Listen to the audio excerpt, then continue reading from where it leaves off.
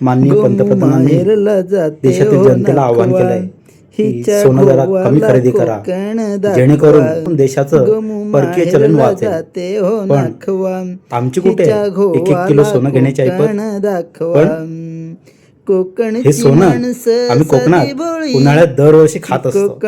चला तर मग आजचा आपला मेनू आहे काजूची भाजी, थोडस त्यामध्ये कोलम टाकायचा, तेल, कांदा, टोमॅटो, लसूण मस्तपैकी फोडणी द्यायची.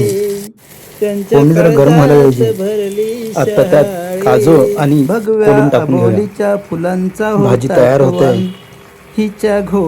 काजूची भाजी आपली तयार आहे जेवायला.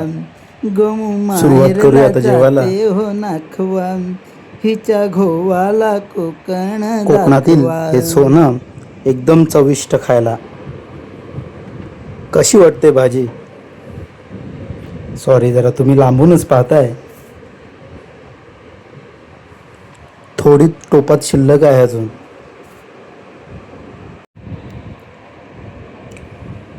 चाटून पुसून खाल्लेलं आहे.